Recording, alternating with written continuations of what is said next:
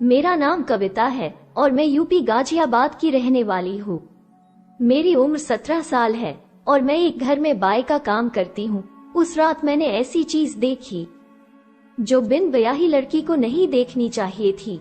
रात को जब मैंने पेशाब करने के लिए बाथरूम का दरवाजा खोला, मेरी नजरों ने उस चीज को देख लिया जो मैंने पहले कभी सपनों में भी नहीं देखा था। मालिक हाथ में लिए पहले से ही पेशाब कर रहे थे। मैं मालिक को देखकर चौंक गई। वही फरीज हो गई जैसे मुर्दा लाश हो। पेशाब करते करते मालिक दबी आवाज में बोलते जा रहे थे, कविता दरवाजा बंद करो, कविता दरवाजा बंद करो। मैं क्या करती? बाली उम्र में एक लड़की के कुछ सपने होते हैं। वो सब सपने मेरी आंखों के सामने आ गए थे। मालिक जोर से चिल्लाए, कविता। जैसे ही मैं होश में आई, मैं भागकर किचन में गई। ये बात 20 नवंबर 2022 रात की है। उन दिनों हल्की हल्की सर्दियां शुरू हुई थी। जब श्याम को काम करते करते मुझे देरी हो गई, मैं रात को घर आने लगी। तभी मालिक बोले, रुको, रात काफी हो गई है, मैं तुम्हें छोड़ आता हूँ। तभी उषा मालकिन बोली, आज रात यही रुक जाओ, कल चली जाना, ये भी तो तुम्हारा ही घर है। फिर मालिक बोले, ये भी सही है, तुम आज यही रुक जाओ, सुबह जब मैं गैस एजेंसी जाऊंगा तुम साथ चल पड़ना। मैंने कहा, ठीक है, रुक जाती हूँ, क्योंकि मैं मालिक की गैस एजेंसी के पास ही रहती हूँ। उस रात घर में हम 4 ही थे। मैं, मालिक का बेटा राहुल जो मेरी ही उम्र का है, उषा मालकिन और मालिक राज जो दिखने में आज भी 20 साल के लोंडे लगते हैं। मैं किचन में बैठी अकेली अपने आप पे गुस्सा हो रही थी या खुश, पता नहीं। एक तरफ तो मुझे मालिक के घर रात को नहीं रुकना चाहिए था, दूसरी तरफ बाथरूम का वो सब मंजर याद आ रहा था। सारी रात इसी कसमकस में गुजर गई। सुबह 6 बजे जब अलार्म बजा, मैं घबरा गई।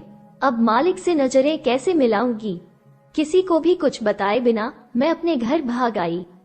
घर पे भी मैंने अपनी बीमार माँ को कुछ नहीं बताया।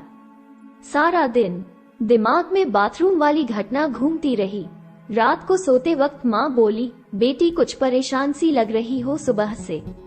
मैंने कहा, कुछ नहीं माँ, कल बस थोड़ा सा ज्यादा काम कर लिया था। फिर माँ बोली, कोई नहीं बेटी, सो जा, सब थकान दूर हो जाएगी। मैं मन ही मन बोली, सो कैसे जाऊं? दिमाग में तो मालिक वाला मंजर घूम रहा था। मैंने माँ से कहा, ठीक है माँ, सो जाती हूँ। 2 दिन बीत गए इसी हाल में। ना मैं काम पे गई, कहीं कुछ और न घट जाए इसी डर से। तीसरे दिन मालकिन और उनका बेटा राहुल घर आ गए। मालकिन बोली, क्या बात है कविता, तुम आजकल काम पे नहीं आती हो? सब ठीक है न? मैंने कहा, हाँ मालकिन, सब ठीक है। मालकिन, आपने क्यों तकलीफ की? मालिक को बोल देती, वो आ जाते। मैंने कहा। मालकिन बोली, मैंने राज से कहा था, वो बोले मुझे काम है, तुम चली जाना। कविता, जल्दी चलो, घर पे बहुत सारा काम पड़ा है। मैं समझ गई थी मालिक उस रात बाथरूम वाली घटना की वजह से नहीं आए। हम तीनों गाड़ी में बैठने लगे। तभी राहुल बोला, मम्मी आप दोनों चलिए, मैं बाद में आता हूँ। ठीक है, पर जल्दी से आ जाना, मालकिन ने कहा। मुझे लग रहा है राहुल अपनी गर्लफ्रेंड से मिलने गया है। जवान लड़का और कहाँ जाएगा। हम दोनों घर पहुँचे और दरवाजा खोला तो मैं डर गई। मालिक तो अंदर ही बैठे थे। मैं शर्म के मारे गर्दन झुकाए मालकिन के पास खड़ी रही। मुझे समझ में आ गया मालिक वापस क्यों आए हैं। उनके दिमाग में कुछ तो चल रहा है उस रात के बाद से। तभी मालकिन बोली, राज, तुमने कहा था तुम रात को लेट आओगे। मालिक बोले, आज हमारी मीटिंग कैंसिल हो गई, कुछ और काम नहीं था, सोचा चलो घर ही चला जाए। कविता, पहले चाय पीला दो, बाकी काम बाद में करना, आज तो बड़ी ठंड है, मालकिन ने कहा। मैंने कहा, अभी बनाती हूँ मालकिन। मैं किचन में जाने लगी। तभी मालिक बोले, चलो मैं तुम्हारी मदद करता हूँ। मैं समझ गई मालिक मेरे नजदीक आने के बहाने ढूंढ रहे हैं। लगता है मालिक की जवानी ज्यादा जोर मार रही है। मालकिन अभी भी दिखने में ठीक ठाक है। फिर क्या हुआ? 17-18 साल का उनका बेटा है। हो सकता है मालिक को शादी का सुख पहले जैसा न मिल रहा हो। जब मैं चाय बनाने लगी, मालिक मुझे घूर घूर कर देख रहे थे। मुझे तो डर सा लगने लगा, क्योंकि मेरी अभी तक शादी नहीं हुई थी और मालिक मुझे इस तरह से देख रहे हैं कि अभी मुझे कच्चा खा जाएंगे। मैं चाय लेकर चलने लगी, तभी मालिक बोले, चाय मुझे दो, मैं लेके जाता हूँ। मैंने कहा, नहीं मालिक, आप रहने दीजिए। मालिक ने चाय लेने के लिए ट्रे को पकड़ा। उनका हाथ जैसे ही मेरे हाथ को छुआ, मेरे अंदर बिजली सी दौड़ गई और मैंने ट्रे छोड़ दी। मालिक चाय लेके चले गए। पता नहीं मुझे ये सब बुरा लग रहा था, पता नहीं अच्छा, बस मुझे ये सब समझ में आ रहा था। डर तो बस ये था, क्या शादी से पहले ये सब ठीक होता है। मैंने घर का सारा काम फटाफट पूरा किया। जब चलने लगी, तभी मालिक अचानक से सामने आ गए। मैं उनसे टकराने वाली ही थी, बच गई भगवान की दया से। जाते जाते रास्ते में मुझे राहुल मिल गया, जो अपनी गर्लफ्रेंड से मिलके आ रहा था। वो बोला, क्या बात दीदी, आज आप जल्दी जा रही हो। मैंने बहाना बनाते हुए कहा, माँ की तबीयत थोड़ी ठीक नहीं है, ये सब छोड़ो। आज उसने क्या खिलाया तुम्हें? राहुल बोला, आज मैंने उससे एक ड्रेस गिफ्ट की, उसने मुझे किस भी किया। फिर मैं घर चली आई। घर में बैठे बैठे मेरा दिल जोर से धड़कने लगा। मालिक की सब हरकतें याद आ रही थी। सोचने लगी कि क्या करूं, माँ को ये बात बताऊं कि नहीं बताऊं, या फिर नौकरी छोड़ दूं। ये ठीक रहेगा, नौकरी छोड़ देती हूँ। अगले दिन जब मैं नौकरी छोड़ने की बोलने जाने लगी, मुझे ख्याल आया, क्यों न नए कपड़े पहन के जाती हूँ। जैसे ही वहाँ पहुँची, मालिक दरवाजे पर ही खड़े थे। काले रंग की शर्ट पहने हुए थे, शायद गैस एजेंसी जाने के लिए, और मैं पीले रंग का फ्रॉक पहन के गई थी, जो काफी शॉर्ट था। मालिक मुझे गहरी नजरों से निहार रहे थे। फिर मुझसे बोले कि कविता, ये सब क्या है? मैं कुछ बोलने वाली थी, तभी मालिक ने आवाज लगाई, उषा जल्दी बाहर आओ। मालकिन भाग कर आई, बोली, क्या हुआ? तुम बोल रही थी न, श्याम को मेरे लिए कोई गिफ्ट लेके आना। ये रहा तुम्हारा गिफ्ट, मालिक बोले। मुझे कुछ नहीं समझ आ रहा था। मालकिन मुझे देखकर चौंक गई और बोली, कविता, ये तुम हो? मैंने कहा, जी मालकिन, इस ड्रेस में कितनी अच्छी लग रही हो, आज के बाद ऐसे ही कपड़े पहना करो। मालकिन ने कहा। मालिक बोले, कविता, तुमने ये फ्रॉक पहन के दिल खुश कर दिया। मालिक और मालकिन को इतना खुश देखकर मैं नौकरी वाली बात बोल ही नहीं पाई।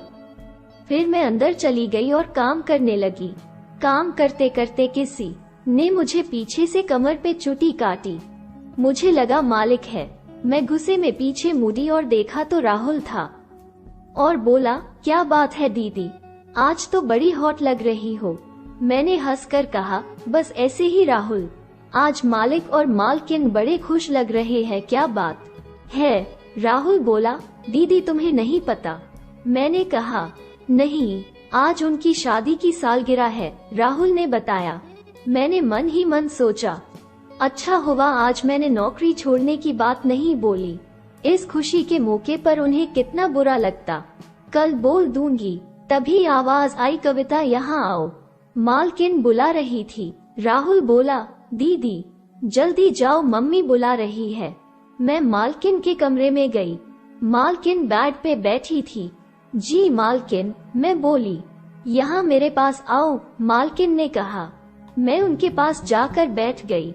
आज मैं तुम्हें कुछ देना चाहती हूँ, मना मत करना, मालकिन ने कहा। मैंने हाँ में गर्दन हिलाई। मालकिन ने मुझे अपनी सबसे प्यारी साड़ी दे दी और बोली, ये तुम पे खूब जचेगी। मैं साड़ी लेकर किचन में वापस आ गई। राहुल अभी तक किचन में ही था। मेरे हाथ में साड़ी को देखकर बोला, ये तो मम्मी की साड़ी है। मैंने कहा, हाँ, उन्होंने अब ये मुझे दे दी। वाओ दीदी, ये तो आप पे मस्त लगेगी, आप मुझे पहन के दिखाओ न प्लीज, राहुल ने कहा। अभी? मैं बोली, हाँ दीदी अभी, देखिए तो मम्मी की साड़ी आप पे कैसी लगती है। राहुल कहने लगा, मैं ड्राइंग रूम वाले बाथरूम में जाकर साड़ी पहन के आई। राहुल मुझे साड़ी में देखते ही बोला, एकदम माल लग रही हो दीदी। मैंने शीशे में अपने आप को देखा, सच में ही अच्छी लग रही थी। मालकिन की साड़ी। फिर मैं साड़ी पहने पहने ही घर का काम करती रही। शाम को जब घर आने का टाइम हुआ तभी राहुल बोला, दीदी जाती जाती एक कप चाय पीला जाओ। ठीक है, बना के लाती हूँ, मैंने कहा। राहुल अपने बेडरूम में चला गया। मैं किचन में चाय बनाने लगी, तभी पीछे से मुझे बाहों में भर लिया। मुझे पता था राहुल है, फिर से मजाक कर रहा है। मैं उसके मजाक का बुरा नहीं मानती थी, लेकिन उसने मेरी गर्दन पे किस किया और मैं चौंक के पीछे मुड़ी। क्या देखती हूँ कि ये तो मालिक है। मैं घबरा गई और बोली, मालिक आप ये क्या कर रहे हैं? कविता तुम उषा की साड़ी में क्या कर रही हो? मालिक ने कहा। साड़ी तो मालकिन ने मुझे पहनने के लिए दी है, मैंने कहा। मालिक बोले, मुझे नहीं पता था साड़ी में तुम हो, और अपना एक कान पकड़ के बोले, माफ करना मुझे। ये बोलकर किचन से चले गए। मैं हैरान थी, पहली बार किसी मालिक ने कान पकड़ के माफी मांगते हुए देखा था। फिर मैं राहुल को चाय देकर अपने घर आ गई। रात को जब मेरी माँ सोने लगी, मैं उनके पास ही लेट गई। माँ से पूछने लगी, माँ अच्छे आदमी की क्या पहचान होती है? माँ बोली, बेटी जो आदमी औरत से अपनी गलती की माफी मांगे वो आदमी एकदम खरा सोना है। माँ की ये बात मेरे दिल पे जाकर लगी और मैं मालिक के ख्यालों में खोने लगी। एक औरत का कैसा पति होना चाहिए, वो सब मुझे मालिक में नजर आने लगा था। अब मैं दिल ही दिल में मालिक को चाहने लगी। मालिक के ख्यालों में आधी रात गुजर गई। फिर मैंने फैसला किया, अब मैं अपना तन मन सब मालिक को सौंप दूंगी। जब मैं अगले दिन मालिक के घर पहुंची तो क्या देखती हूँ, कुछ लोग घर में हल्ला कर रहे थे। मुझे कुछ समझ में नहीं आया, ये क्या हो रहा था। उषा मालकिन बहुत घबराई हुई थी। कुछ समय बाद माहौल थोड़ा शांत हुआ, तब समझ में आया वो सब लोग राहुल के लिए आए हुए हैं। राहुल की गर्लफ्रेंड का बाप और उसके रिश्तेदार है। लड़की के घर पे पता चल गया कि राहुल का उनकी लड़की के साथ चक्कर चल रहा है, इसीलिए वो सब राहुल को धमकाने के लिए यहाँ आए हुए हैं। मालिक ने लड़की के बाप को समझाया कि बच्चे हैं, गलती हो जाती है। आपकी लड़की हमारे लड़के को पसंद करती है और हमारा लड़का आपकी लड़की को पसंद करता है, ये तो अच्छी बात है। भगवान का दिया हमारे पास सब कुछ है, आप देख ही रहे हैं। क्यों न हम इन दोनों की शादी करवा दे, क्या कहते हैं आप? ये बात सुनते ही मालिकन चौंक गई और कुछ नहीं बोली। लड़की के बाप ने कहा, ठीक है, 1 हफ्ते बाद दोनों की सगाई कर देते हैं। मालिक भी मान गए, दोनों गले मिले। फिर लड़की का बाप और उसके रिश्तेदार सब चले गए। उनके जाने के बाद उषा मालकिन राहुल को पीटने लगी। मालिक बोले, ये क्या कर रही हो? मालकिन बोली, इसे ऐसे घटिया खानदान की ही लड़की मिली, अब सब ठीक हो तो गया। उन्होंने भी गुस्सा थूक दिया, तुम भी थूक दो, मालिक ने कहा। मालकिन बोली, न, लड़का लड़की के मिलने पे ये हंगामा किया है, कल को शादी के बाद लड़की के साथ कुछ हो गया, ये तो पता नहीं क्या क्या करेंगे। मैं और राहुल सब चुपचाप सुन रहे थे।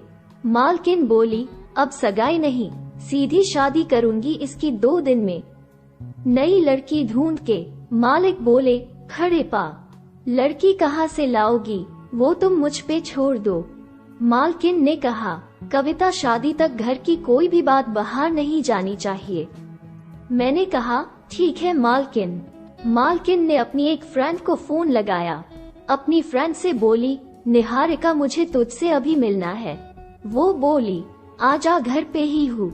मालकिन कार लेकर गई। हम तीनों सारा दिन घर पे ये सोचते रहे, अब क्या होगा, कैसे होगा। हमारी जान अटकी पड़ी थी और मालकिन का इंतजार करते रहे। देर रात को मालकिन घर पे आई। मालकिन बोली, हम कल ही राहुल की शादी करेंगे। ये सुनते ही हमारी जान में जान आई। हम अगले ही दिन निहारिका मैडम के घर गए। घर में 8-10 लोग थे और एक लड़की सूट सलवार में बैठी थी। उसका नाम इशू था। राहुल की शादी इशू के साथ हो गई। हम लड़का लड़की को लेकर वापस मालिक के घर आ गए। शाम को जब मैं अपने घर आने लगी तभी मालकिन ने मुझे 5,000 रुपए दिए। मैं पैसे लेकर अपने घर आ गई। अगले दिन से मैंने भी काम पे जाना बंद कर दिया। नहीं कभी मालिक और मालकिन मुझे मिलने मेरे घर आए। दोस्तों, इसे ही नसीब कहते हैं। दोस्तों, आपको ये कहानी कैसी लगी मुझे कमेंट करके जरूर बताएं। वीडियो को लाइक करें और सब्सक्राइब करें ताकि आने वाली वीडियो का नोटिफिकेशन आपको सबसे पहले मिले। धन्यवाद।